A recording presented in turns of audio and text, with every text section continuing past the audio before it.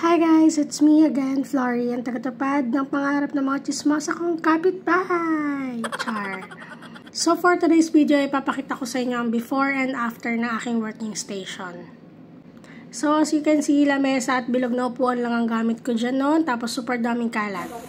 Ito na nga yung result after gawin ni yung aking working station. So hindi pa siya super duper malinis, pero as you can see, mas maganda na siya tignan sa mata kaysa sa unang setup. So, paano niya nga ba ginawa yun? Let's go!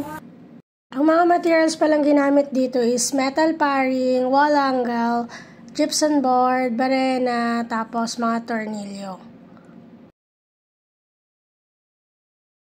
So, ayan, kita nyo naman, ang una nilang kinabit yung mga metal paring at yung wall angle sa pader.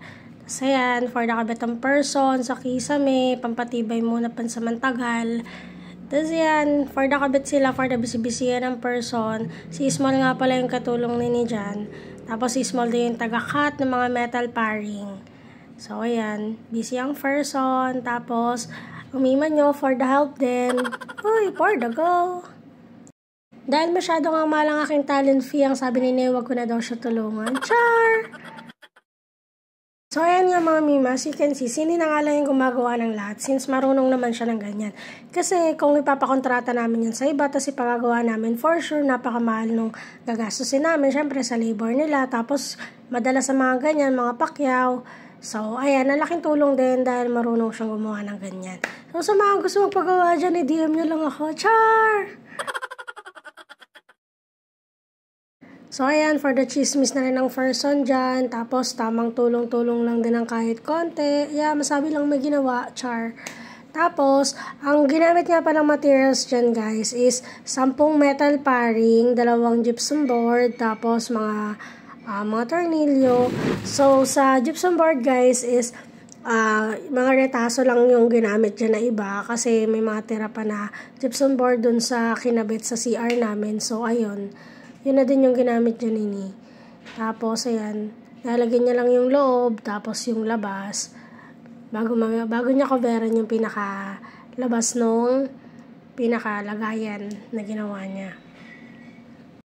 Huwag niyo nang pansinin yung balat ng lechon, yung balat ni Nina nang kingintab na sa pawis. So, ang laking bagay lang din talaga guys kapag meron tayong sariling mga power tools, tulad niya yung mga barena, yung mga kung anik-anik, basta kung ano-anong power tools na meron sa bahay. Kasi nga, kung gusto nyo mag-DIY, kahit kailan nyo gustuhin, pwede nyo magawa. Kaysa naman sa magpapakyaw pa kayo or maghanap kayo ng ibang tao na gagawa, syempre, magagastusan talaga kayo. So, ito, practical lang talaga. Laking bagay din talaga na marunong sini gumawa ng mga ganyan-ganyan. Kaya, laking tipid din talaga namin.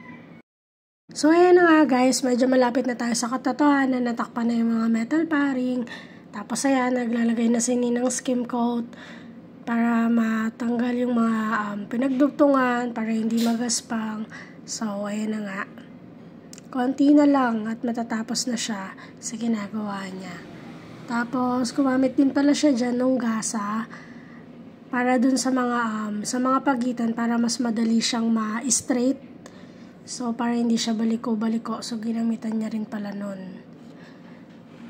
So, ayun na nga guys. Sumiram lang tayo ng ganda sa mga wallpaper. So, yan. Kinaberan ko lang siya ng wallpaper guys. Yan. So, yan. Super kinis na yan guys. Tapos, yun na. Yun na ang ating working station. Yan. So, syempre magulo pa siya kasi hindi pa masyadong tapos, bagong gawa lang yun ng time na yan. Nilipat lang talaga. As in, pinilit ko lang talaga na ilagay na yung aking computer dyan. At ayan, umorder lang ako niyan sa Shopee ng one piece na yan. Para pang design, para hindi siya super boring tignan. So, ayan, pwede nang pag-stackan ng gamit yung taas, tapos yung baba niya is ganun din. So, sana nagustuhan nyo. Yun lang, bye!